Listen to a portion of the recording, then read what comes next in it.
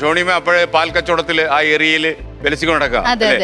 അപ്പൊ ഈ എത്ര പ്രായം വരെയായിരുന്നു ഈ പാൽ വിതരണം? ഇപ്പോഴുണ്ടോ? ഇല്ലല്ലോ. ഇല്ല. ഞാൻ 10ാം ക്ലാസ്സിലേക്ക് എത്തിയപ്പോ പിന്നെ അമ്മയച്ഛനും ഞാൻ 10ലാണ്. പിന്നെ ആരെ ഏൽപ്പിച്ചു ഈ സിംഹാസനം? പിന്നെ അച്ഛൻ തന്നെ ഈ തുറഞ്ഞു തുടങ്ങിയ ആൾക്കാരല്ലേ? ഇല്ല, അച്ഛൻ അപ്പോഴും ചീത്ത ഈ പറയുന്നതൊക്കെ നേരാണോ? ശരിയാണ്. അച്ഛൻ എത്ര മക്കളാ? 2 പേര്. ഇയാളും ചേട്ടനുണ്ട്. ചേട്ടനല്ലേ? ഓക്കെ. ഏട്ടൻ എന്താ ചെയ്യുന്നേ? ചേട്ടൻ ഇപ്പൊ പുറത്തു പോയിക്കാ. പുറത്തു പോയിട്ട് വരിക? ഇപ്പൊ പോയിട്ട് 1 month ആയിട്ടില്ല. ക്രൊയേഷ്യ. ആദ്യം അജീഷിനെ കാണുന്ന എപ്പോഴാ?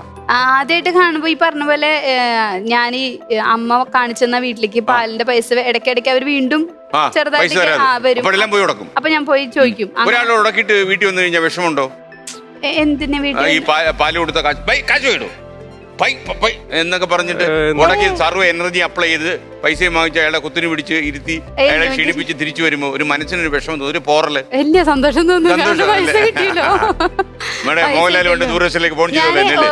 നല്ല സുഖമാ അല്ലേ? 1-2 സ്ഥലത്ത് അങ്ങനെ പറയേണ്ട അവസ്ഥ വന്നിട്ടുള്ളൂ. ബാക്കി എല്ലാവരും എന്നെ കാണുമ്പോ അവര് വായിരിക്കുന്ന കേൾക്കണ്ടത്. 1-2 വീട്ടിലേ ഉള്ളൂ. ഇത് റിഹേഴ്സൽ എടുത്തിട്ടാണോ പോകുന്നത് വീട്ടിൽ നിന്ന്? അല്ലാതെ വരും അനർക്കള ധാരയാ.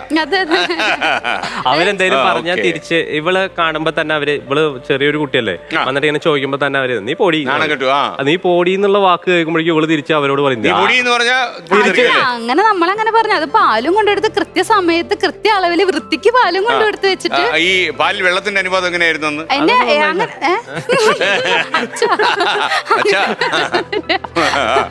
അങ്ങനെയൊന്നുമില്ലായിരുന്നു. കാരണം ആ ഭാഗത്ത് അല്ല, ഞാൻ ചോദിക്കുന്ന ഒരു ചോദ്യം, വെള്ളത്തിൽ പാൽ ഒഴിക്കുന്നതാണോ നല്ലത്, പാലിൽ വെള്ളം ഒഴിക്കുന്നതാണോ?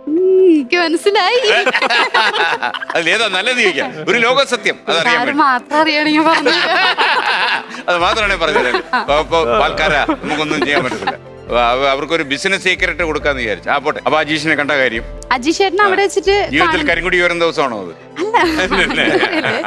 ഞാൻ അതുപോലെ പാലോണ്ടെടുത്ത് പോകുമ്പോ അജേട്ടനോട് അടുത്ത ഒപ്പൊരു ചേട്ടൻ ഉണ്ടായിരുന്നു. ആള് പറഞ്ഞു, നീ ധൈര്യം ഉണ്ടെങ്കിൽ അവളെന്നെ പാൽക്കാരിന്ന് വിളിക്കടാ. ചേട്ടനോട് പറഞ്ഞു. ഒരു മത്സരം. അപ്പൊ എനിക്ക് ചേട്ടനെ അറിയില്ല, ഞാൻ അങ്ങനെ ശ്രദ്ധിച്ചിട്ടില്ല. അപ്പൊ ഞാനിങ്ങനെ സൈക്കിളോട്ടി പോകുന്ന സമയത്ത് അജീഷ് ചേട്ടൻ പാൽക്കരി അങ്ങനെ വിളിച്ചു. അങ്ങനെ വിളിച്ചു. അപ്പൊ വിളിച്ചപ്പോ ഞാൻ പോയിക്കൊണ്ടിരുന്ന സൈക്കിള് ബ്രേക്ക് ചെയ്ത് ഇറങ്ങി. ഇറങ്ങി വന്നു. എന്താ ചേട്ടാ പാല് വേണോന്ന് ചോദിച്ചു. അപ്പൊ പറഞ്ഞു, അല്ല ഞാൻ നിന്റെ പാൽക്കരി അങ്ങനെ എന്തോ. അല്ല ഇവള് അടിക്കും. ഇവൾക്ക് അങ്ങനെ അത്രയ്ക്കാണ്ട് കാര്യങ്ങളൊന്നും അറിയില്ലല്ലോ. ആരനെ തല്ലണം എന്നുള്ളതൊന്നും ഇവൾക്ക് ഒരു പിടുത്തുണ്ടാവില്ല. ചിലപ്പോ കൈവീശി അടി കിട്ടിയ നാണം കേട്ടു. പിന്നെ എന്തോ അന്നത്തെ കാലത്ത് കുറച്ച് കുഴപ്പമില്ല. അയ്യോ അപ്പൊ ഞാൻ മെല്ലെ പറഞ്ഞ ഞാൻ വെറുതെ വിളിച്ചതാണ്, ഇങ്ങനെ പറഞ്ഞ കാരണം വിളിച്ചതാണെന്ന് പറഞ്ഞു. എന്നെ വിളിക്കണ്ട കേട്ടോ. പാല് മേടിക്കാനാണ് വെച്ചിട്ടുണ്ടെങ്കിൽ ഒക്കെ വിളിച്ചോ. എനിക്കൊരു പേരുണ്ട്. എപ്പോഴും ഞാൻ പറയാം, എനിക്കൊരു പേരുണ്ട്, ആ പേര് വിളിച്ചാ മതി. അതില് കൂടുതൽ മസാല കയറ്റിട്ട് പാൽക്കാരെന്ന് വിളിക്കണ്ടെന്ന് പറഞ്ഞു. അല്ലാതെ പറയാ, പേര് വിളിച്ചാ മതി. ദാമ്പത്യത്തിൽ പറയേണ്ടതൊക്കെ അന്നേ പറഞ്ഞു തീർത്തുല്ലേ? നന്നായി. അങ്ങനെയാണ് ആദ്യം കണ്ടത്. അത്രേ ഉള്ളൂ. അപ്പൊ അജീഷും തോന്നിയോ ചട്ടമ്പിയാണല്ലോ? അങ്ങനൊന്നും മീൻസ് ചട്ടമ്പിയാണെന്ന് അമ്മ പറഞ്ഞിട്ടേ അറിയാം. അമ്മ കല്യാണ വീട്ടിൽ പോയിട്ട് ഇവള് ഓരോ ചെക്കന്മാരനെ ഓടിയെത്തും, പാൽക്കാരി എന്ന് വിളിച്ചു പറഞ്ഞ അങ്ങനെയുള്ള കഥകളൊക്കെ ഓൾറെഡി കേട്ടിട്ടുണ്ട്. അപ്പൊ അങ്ങനെ ഒരു പരിചയമായി. ആ ഒരു സമയത്ത് എന്റെ ഒരു പ്രായത്തിൽ ആ ഒരു ഇതുപോലെ ഇങ്ങനെ സൈക്കിളും പാലും കൊണ്ടെടുത്ത ശരി ഏരിയ. അപ്പൊ ആ ചേട്ടൻ അമ്മ തന്നെ പറയും, രാവിലെ ഞാൻ അവിടെ കോളേജിലപ്പോ അവിടെ നിന്ന് പുല്ലേരി അച്ഛന്റെ കൂടെ, അച്ഛനെ ഫുൾ സഹായം ഇതുപോലത്തെ ഒരു കുട്ടി. അങ്ങനെ ഞാൻ പോകും. എന്റെ സത്യം പറഞ്ഞാൽ എന്റെ അച്ഛന് ഏറ്റവും വിഷമമുള്ള ഒരു കാര്യം, എത്ര നേരത്തെ തന്നെ എണീപ്പിക്കണം. കാരണം അച്ഛൻ ഏകദേശം ഏറ്റവും മാക്സിമം നേരത്തെ എണീറ്റ് 5 മണിക്ക് ആദ്യം ഇങ്ങനെ തൊഴുത്തൊക്കെ വൃത്തിയാക്കുമോ? അതൊക്കെ അച്ഛനും അമ്മയൊക്കെ ചെയ്യാം. ചേട്ടൻ അവൻ പഠിക്കണ അന്ന് സ്കൂളിൽ പോകണ്ടെന്ന് പറഞ്ഞെങ്കിൽ അത്രയും സന്തോഷമാണ്. അപ്പൊ ചേട്ടന് അങ്ങനെ ഒരു കഴിവ്, അവൻ പഠിക്കാൻ നന്നായിട്ട് ആ ഒരു ഭയങ്കര പഠിപ്പാണ്. അപ്പൊ ചേട്ടനെ അച്ഛനും അമ്മയും അവൻ പഠിക്കുക, ചേട്ടനൊപ്പം വരും കേട്ടോ, വരാതിരിക്കുന്നില്ല, കയ്യില് പുസ്തകം ഉണ്ടാവുന്നു മാത്രം. അങ്ങനെ എനിക്ക് മൊത്തം പണി എന്ന് വെച്ചാൽ ഇവൻ ഈ പശുവിനെ അച്ഛൻ നോക്കുന്നുണ്ടാവും. അപ്പൊ ഇവര് മറ്റേ പുല്ലരി ഉണ്ടാവും, ഇവൻ ഇരുന്ന് പഠിക്കുന്നുണ്ടാവും. ഇതിന്റെ അമ്മ കാണും. എന്റെ അമ്മയ്ക്ക് സുഖല്ലേ, അതുകൂടി ഇതിനു മുമ്പ് കാണും. ആ സമയത്ത് ഞാൻ ഞാവലുമ്പ് കയറിയിട്ട് അടുത്തുള്ളവർക്ക് ഞാവലുമ്പഴം പൊട്ടിച്ചു. തിരിച്ചു വന്നാ പറയും, അവൻ ആ ചന്ദ്രേട്ടൻ ഒരു മോണ്ട്, അവൻ അവിടെ റബ്ബറും തോട്ടത്തിൽ ഇരുന്നിട്ട് പഠിക്കുകയാണ്. ഇവര് കാരനാണ് മൊത്തത്തിൽ എന്റെ വീട്ടില് പ്രശ്നം. എന്റെ വീട്ടില് നമ്മള് എങ്ങനെയെങ്കിലും എന്നും വിഷയം ഇവരായിരുന്നു. അങ്ങനെ ഈ പാല് കൊണ്ടുപോയതിനിടയില് പാല് കൊണ്ടുകൊടുക്കും. അത് കഴിഞ്ഞ് കഴിഞ്ഞാൽ സ്കൂളിൽ ബസ് പോണ സമയമാകുമ്പോ സ്കൂളിൽ പോകും. അങ്ങനെയാണ് മുന്നോട്ട് സംസാരിച്ചായിരുന്നു ഞങ്ങൾ അങ്ങോട്ട്. അപ്പൊ നിങ്ങൾ ഈ അന്ന് മറ്റേ പാല് വേണേ പറഞ്ഞാൽ മതി, എനിക്കൊരു പേര് ഇട്ടിട്ടുണ്ട് എന്ന് അന്ത്യശാസ്ത്രം കൊടുത്തു. ഇതുവരെ അതിനുശേഷം പിന്നെ എന്നാ കണ്ടുമുട്ടിയത്? പാല് കുടിക്കാത്ത അജീഷേട്ടന് പാല് വേണം നമ്മോട് പറഞ്ഞു. ആണ് പാലേ കുടിക്കാത്ത ആളായിരുന്നു. അങ്ങനെ ഞാൻ കല്യാണം കഴിഞ്ഞതിന് ശേഷം പാല് അജേട്ട പാല് എനിക്ക് പാല് വേണ്ടടി. അന്ന് ഞാൻ തടി കുറവാ, ഇത്ര തടിയൊന്നുമില്ല, ഭയങ്കര സ്ലിം ആണ്. അപ്പൊ എല്ലാവരും പറയും ഇവന് നല്ല ഫുഡ് കിട്ടാതെയാണ്. അപ്പൊ ഞാനിങ്ങനെ അമ്മോട് പറഞ്ഞു, അച്ഛൻ ബോംബെയിൽ പോയിട്ട് ഇങ്ങനെ പൈസ കഴിച്ചു തുടങ്ങി. അപ്പൊ അമ്മോട് പറഞ്ഞു, അമ്മ നമ്മുടെ വീട്ടിലും പാല് വാങ്ങാം, ഒന്ന് പുഷ്ടി വരണ്ടേ, ഇങ്ങനെ എന്തെങ്കിലും പണിക്ക് പോണ ശക്തി വേണ്ട. കാര്യം മനസ്സിലായി, അമ്മയ്ക്ക് അപ്പൊ കാര്യം മനസ്സിലായി അല്ലേ അമ്മ? അമ്മ ഇത് എത്ര കണ്ടതാ. അപ്പൊ അങ്ങനെ ഞങ്ങളുടെ വീട്ടിലേക്കും പാല്. അമ്മ ഇത് എത്ര കണ്ടത് അമ്മ കേട്ട് പരിചയിച്ചു. ഞാൻ തിരുത്തിയത്, അല്ലെങ്കിൽ അതിനകത്ത് വ്യാകരണപ്പെടും. അയ്യോ അങ്ങനെയൊന്നുമില്ല. അപ്പൊ അങ്ങനെയാണ് ഇവള് നമ്മുടെ വീട്ടിലേക്ക്, ഞങ്ങളുടെ വീടിന്റെ അവിടുത്തെ 1-2 വീട്ടുകളിലേക്ക് പാല് കൊണ്ടുവരുന്ന പോലെ ഞങ്ങളുടെ വീട്ടിലേക്കും പിന്നെ വന്നു തുടങ്ങി. അപ്പൊ നിങ്ങൾ സംസാരിച്ചു തുടങ്ങി. സംസാരം പ്രിയപ്പെട്ടതായി തുടങ്ങിയത് എപ്പോഴാണ്? അജീഷേട്ടനാണ് എന്റെ അടുത്ത് നല്ല രീതിയിൽ എന്നെ കളിയാക്കൊന്നും ചെയ്യാതെ ഓരോ വിശേഷങ്ങളൊക്കെ അങ്ങനെ ഫുൾ ടൈം സംസാരിക്കുന്നില്ല. ആദ്യം വരുമ്പോ ഒന്ന് കാണും. അത്യാവശ്യം ഞാൻ നന്നായി സൈക്കിളിൽ പറന്നു പോകുന്നതിനിടയ്ക്ക് വായടിക്കും. അങ്ങനെയൊന്നുമില്ല. സൈക്കിൾ സ്പീഡിൽ ഓടിക്കുന്ന ആളായിരുന്നു. ഫാസ്റ്റ് ആണ്. ഓക്കെ. നിങ്ങൾക്ക് ഏത് ആലിൻ ചുവടോ അങ്ങനെ എന്തെങ്കിലും ഉണ്ടായിരുന്നു? പൈപ്പ് മൂടൊക്കെ പോയല്ലോ, ഒരു അമ്പലം ഉണ്ടായിരുന്നു. അപ്പൊ നിങ്ങൾ അമ്പലത്തിൽ വെച്ചായിരുന്നു സാറിനെ കാണുക? ആ സമയത്ത് അമ്മയുടെ കണ്ണിപ്പെട്ടോ? എനിക്ക് ഭക്തി കൂടിയപ്പോ ചേട്ടൻ അതിനും ഭക്തി കൂടി. ഷോണിമിക്ക് എന്ത് പ്രശ്നമായാലും ഉള്ളി അത് വഴിക്ക് വരും. ഓക്കെ, അതൊരു രോഗമാണ്.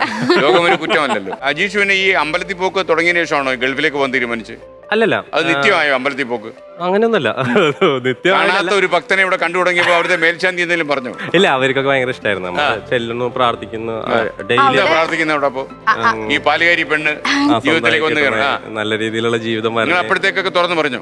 ഇല്ല, അപ്പോഴും തുറന്നു പറഞ്ഞിട്ടില്ല. ഇതിന്റെ ഇടയിൽ എന്ത് ചെയ്തെന്ന് വെച്ചിട്ടുണ്ടെങ്കിൽ എന്റെ പ്ലസ് 2 കഴിഞ്ഞിട്ട് ഡിഗ്രി സ്റ്റാർട്ട് ചെയ്തപ്പോൾ ഉച്ച വരെയാണ് ഡിഗ്രി ക്ലാസ് ഉള്ളൂ. ഞാൻ പാരലൽ കോളേജിലാണ് പഠിച്ചത്. ഞാൻ 10ാം ക്ലാസ്സിൽ പഠിപ്പ് നിർത്തണം എന്ന് വിചാരിച്ചാൽ അടുത്തുള്ള ഒരു ഗണേശേട്ടൻ. ഈ പഠിപ്പിക്കുന്ന ഒരു ശത്രുതയായിട്ടാണോ കണ്ടത്? പഠിപ്പിനോട് ശത്രുതയായിട്ടല്ല, പോയി നല്ല ഡ്രസ്സ് ഇട്ടിട്ട് പോകണ്ടേ. മെയിനായിട്ട് നമ്മൾ സ്കൂളിലും കോളേജിലൊക്കെ പോകുമ്പോൾ അറിയാം ഫീസ് അടയ്ക്കാനുള്ള പ്രശ്നങ്ങൾ. എല്ലാം കൊണ്ടും എൻ്റെ അച്ഛനെ കൊണ്ട് താങ്ങൂല. കാരണം അച്ഛനാണ് പണിക്ക് പോണത്. അപ്പോൾ അച്ഛൻ്റെ ഒരു ലെവൽ വെച്ചിട്ട് എത്രയാണ് പോവുള്ളൂ എന്ന് നമുക്കറിയാം. അപ്പോൾ ഞാൻ പണിക്ക് പോവാം, അച്ഛനെ സപ്പോർട്ട് ചെയ്യണമല്ലോ, ഇനി ഇങ്ങനെ കയറി വരണം. പിന്നെ എനിക്കൊരു ആഗ്രഹം ഉണ്ടായിരുന്നു എന്താ വെച്ചാൽ, ഞാൻ എൻ്റെ ഫ്രണ്ട്സിനൊക്കെ വീട്ടിൽ കൊണ്ടുവരാൻ വേണ്ടിയിട്ട് ആഗ്രഹിക്കുന്ന സമയത്ത് നടന്നിട്ടില്ല. ഈ ഓലക്കുടലിലേക്ക് വരുമ്പോൾ ഫ്രണ്ട്സിനെ കൊണ്ടുവരിക എന്ന് പറഞ്ഞാൽ ഉള്ളിൽ ഭയങ്കരമായിട്ട് അതാ പഠിക്കണ കാലത്ത് നമുക്കത് ഫീൽ ചെയ്തിട്ടുള്ളത്. അപ്പൊ ഞാൻ എന്ത് വിചാരിച്ചു എന്ന് വെച്ചാൽ 10 നിർത്താന്ന് വിചാരിച്ചായിരുന്നു. +1 +2 അവിടെ അടുത്ത് ബോധി കോളേജ് എന്ന് പറയും, പാരലൽ കോളേജാണ്, ശേഖർ അത്താണിക്കൽ എന്ന് പറയും. ആളാണ് എന്നെ പഠിപ്പിച്ചത്. ആൾ പൈസ ഒന്നും വാങ്ങാതെ എക്സാം ഫീസ് മാത്രം കൊടുത്തിട്ടാണ് ഞാൻ അവിടെ പഠിച്ചത്. ആൾ തന്നെയാണ് ഡിഗ്രിക്കും എന്നോട് അവിടെ ചേർന്നോളാൻ പറഞ്ഞത്. ആൾ ഭയങ്കര സപ്പോർട്ട് ചെയ്തിട്ടുള്ള ഒരാളാണ്. അപ്പോൾ എൻ്റെ കൺസെപ്റ്റിൽ എന്താണെന്ന് വെച്ചിട്ടുണ്ടെങ്കിൽ, എൻ്റെ അനിയൻ വളർന്നു വരുമ്പോഴേക്കും നല്ല വീടും കാര്യങ്ങളൊക്കെ ഒന്ന് സെറ്റായി അവൻ്റെ ഫ്രണ്ട്സിനൊക്കെ കൊണ്ടുവരാൻ പറ്റണം. ഒരു 5 വയസ്സിന് പിന്നിലാണ് എൻ്റെ അനിയൻ. അപ്പോൾ അത് വിചാരിച്ചിട്ട് ഞാൻ ബോംബെക്ക് പോയി ആദ്യം അച്ഛൻ്റെ അടുത്തേക്ക്. +2 കഴിഞ്ഞ വർഷം തന്നെ ഞാൻ ബോംബെ പോയിട്ട് വർഷത്തിൽ 2 മാസം വന്നിട്ടാണ് പരീക്ഷ എഴുതുക. പാരലൽ കോളേജ് ആയ കാരണം ലാസ്റ്റത്തെ 2 മാസം വരും, അവിടെ പഠിക്കും. ഒരു വർഷം എന്തൊക്കെയുണ്ടോ അതൊക്കെ മാഷ് പഠിപ്പിച്ചു തരും. അങ്ങനെ ട്യൂഷൻ എടുക്കും. അക്കൗണ്ടൻസിക്കാണ് ഭയങ്കര ബുദ്ധിമുട്ട്. അങ്ങനെയാണ് ഞാൻ പഠിച്ചത്. എൻ്റെ പഠിപ്പൊക്കെ അങ്ങനെയായിരുന്നു. അപ്പോൾ ആ ബോംബെയിൽ പോയപ്പോഴാണ് ഞാൻ ഇവളോട് ആദ്യമായിട്ട് ഇഷ്ടമാണെന്നുള്ളത് എഴുത്തിലൂടെയാണ് നമ്മൾ അറിയുന്നത്. ബോംബെ പോയിട്ട് ഇവരുടെ വീട്ടിലേക്ക് വിട്ടില്ല, എൻ്റെ മേമയുടെ മോൾക്ക് അയച്ചിട്ട് മേമയുടെ മോള് വഴി ഇവൾക്ക് എത്തിച്ചു. അങ്ങനെയാണ് ചെയ്തത്.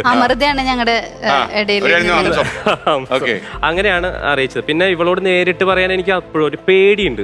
വേറെ ഇവള് ഫ്രണ്ട്ഷിപ്പാണ്, നമ്മൾ ഭയങ്കര കമ്പനിയായി. എന്നാലും ഇവള് ടെററാണെന്ന് എനിക്ക് നന്നായിട്ട് ഒരു ദേഷ്യം. പിൽക്കാലത്ത് മാറിയോ?